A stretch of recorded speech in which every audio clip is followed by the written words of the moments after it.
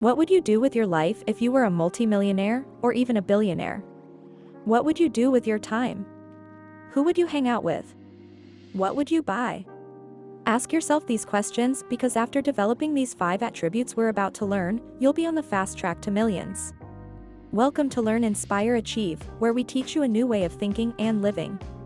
Subscribe for more of the best tips and tricks on personal development and entrepreneurship.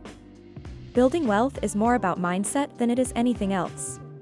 If you can first position your mind to build wealth, then you can build it pretty quickly in a matter of 5 to 10 years. Wealthy people all have habits and attributes in common that made them rich. If you can learn and apply these to your life, it will jumpstart your financial journey. Welcome to part 1 of Minority Mindset. In today's video, we're discussing 5 attributes the wealthy have that made them rich. Let's get into it. Number 1, wealthy people break the rules. By breaking the rules, I don't mean the 1% put on a clown mask and rob a bank. What I mean is that successful people don't play according to society's standards. Society might tell someone that becoming financially wealthy is a 1 in a million chance, and that they should just play it safe. Successful people never play it safe though. They take chances. Yes, investing may be a little risky, but they soundly invest anyway because it gets them closer to their goals. Starting a business might be a little risky and take up a lot of time, but they start the business anyway and take the time to build it up because that's what they want to do.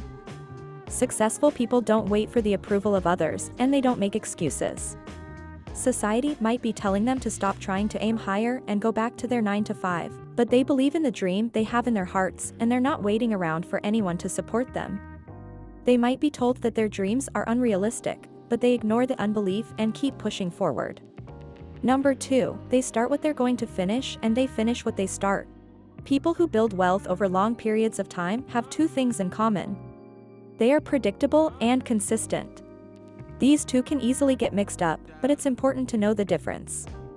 If you've gone out to eat with a group of friends continually, then you know there's that one friend who always forgets their wallet at home, but it's so predictable that every time you walk into a restaurant with that person, you already know how it's going to play out. In the same way, wealthy people are always predictable. When they say they are going to do something, they will do it, and you will see them act out on what they said they will do. If they truly don't want to do something, they won't start it. In other words, they only start something that they are absolutely, positively determined they will finish. So if you want to start building financial wealth, start being predictable when that paycheck comes in and you have to decide whether or not you will invest this month. Start being predictable when those $200 shoes come out at the mall. Be predictable in your actions and set yourself up for success. The second thing wealthy people have in common is consistency. Wealthy people are predictable in their actions and consistent in their efforts. If they've started something, they're going to be consistent in their efforts to achieve that goal until they get there. For instance, if someone on the road to financial independence doesn't want to overspend on a shopping trip, they might only bring cash money instead of a debit card or a credit card because they are determined to reach that goal.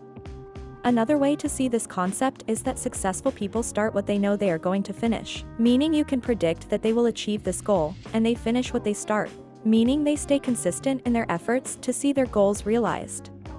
Valuetainment's Patrick Bet-David put it this way: predictability is the same time I keep coming. Consistency is I keep showing up. In other words, predictability is all about expecting the same outcome while consistency is about living the expectations that will lead to that outcome. You start what you're going to finish, and you finish what you started. Number 3, they embrace curiosity. The most successful and wealthy people that I've studied don't use the words, I can't. Instead, when faced with an issue or a problem that seems to be in their way, successful people start asking themselves questions as opposed to automatically shutting down. If you've ever seen a teacher, especially a math teacher, helping a student solve a problem, then you've probably noticed that they ask the students questions. The reality is that most students know how to solve the problem, but when confusion strikes and doubt starts creeping in, they start to believe that they can't actually solve the problem. The reason why teachers ask students questions to help guide them is because it allows their brains to start thinking again. Instead of allowing the student to shut down and say, I can't, the teacher causes the student to ask, how can I solve this? What variable am I looking to solve? Doing this usually gives the student an aha moment and gets the ball rolling for them. It gives them something to take action on. Scientifically, when we are faced with opposition or when things don't go our way, for a lot of us, the first instinct is to shut down and forget it. A lot like the fight or flight response, we can either run away or fight it. The interesting thing about the fight or flight response is that it's based on instinct rather than choice. In other words, when we sense danger, according to our physiological makeup, we will either run or fight without actually making the conscious choice to do so because we want to survive. Some of us might even just stand there in fear, not moving and not fighting. In that case, we will be consumed either way. In the same way, it's so natural for some of us to run from a difficult circumstance. It's normal for some of us to ignore hard decisions. It's been ingrained in us to keep away from uncomfortable feelings and situations. For lots of people around the globe, it might even be hard for them to even think about their financial situation and what they're going to do about it. It's very normal. What I've learned from studying successful people is that they embrace those tough feelings and impossible situations. Instead of looking for a way to complain, a way to ignore, or a way out, they look for a way through. It's so important for you to understand that your ticket to financial freedom and building wealth isn't found in asking, "Why is this happening to me?" It's found in asking, "How can I solve this problem?" Embrace those situations that come up and look at them from all different angles. Study it. Research it. Get creative.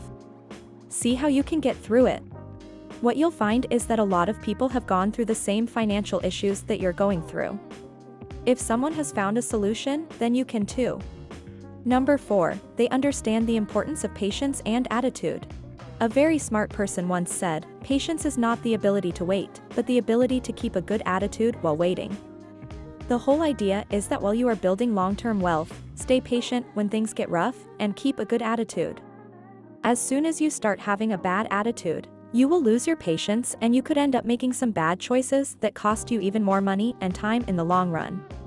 Successful people understand this concept and they know that they need to keep their attitude in check. The key to success in any area of life, especially finances, isn't as much a matter of talent and hard work as it is patience and skill.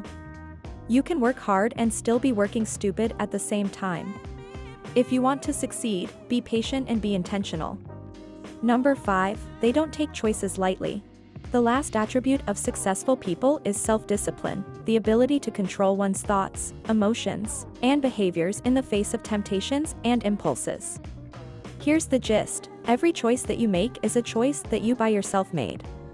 In other words, if you decide to not go to the gym in the morning like you wanted to, then it's on you if you don't hit your target goals. If you go over your budget and buy an expensive new item you could have gone without, then it's on you if you don't have any money left at the end of the month. In science, there's this idea that for every action, there is always a corresponding reaction. That's the cool thing about science.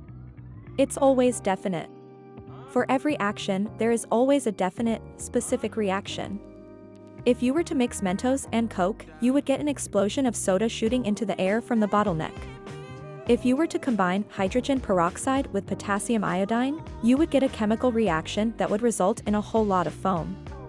For every choice you make, there will always be something affected, even if it's small.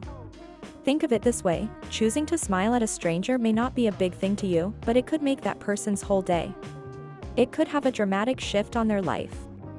What I want you to get from this is that your choices will affect your life as well as the lives of the people around you, whether it be small, or large, or now or later.